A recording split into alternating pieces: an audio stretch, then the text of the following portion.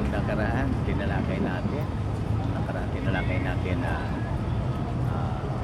pinasulat ng Diyos sa magandang pangako ngayon, pag-asa na yun, para tulungan tayo maging positibo sa buhay, maging masaya pa rin ngayon at hindi tayo na didepress o na wawala ng pag-asa. Nagkaroon tayo ng pag-asa at naging matigisin tayo. At iyan mismo ang babasahin nating teksto kasi ito pinakita dito ang dahilan bakit pinasulat ng Diyos ang Biblia. Ang teksto natin sa ngayon ay Roma 15:4. Sa Roma 15:4 ay ganito ang sinabi. Ang lahat ng bagay ay isinulat noon. Ang lahat ng mga bagay na isinulat noon.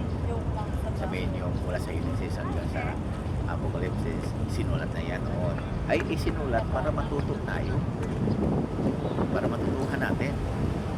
At may pag-asa tayo dahil ang kasulatan o ang Biblia ay nagbibigay sa atin ng lakas at sa atin ng pagpapayos. Isa-isahin natin na bakit daw pinasulat ng Diyos mga bagay na yun. Para matuto tayo sa ngayon.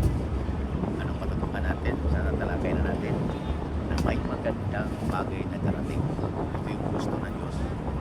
Sige na ang ating binasa sa Isaiah 63:9. Nahirapan siya kapag nahihirapan tayo.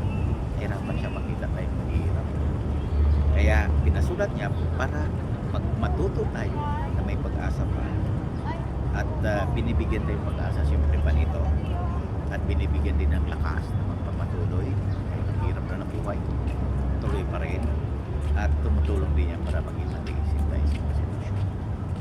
So, maganda ang ipinakikita ng teksto ito. At ipinakikita din sa konteksto. Titignan nyo ang konteksto.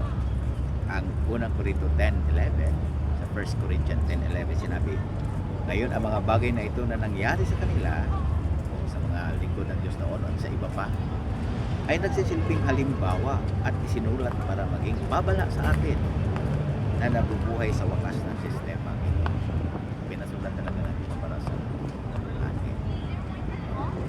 Kapag sa mga masamang tao na gumawa na laban sa Diyos, mga masamang bagay laban sa Diyos, ay babala, at sa mga gumawa naman ng mabuting bagay ay halimbawa. So, maganda pag-isipan siya.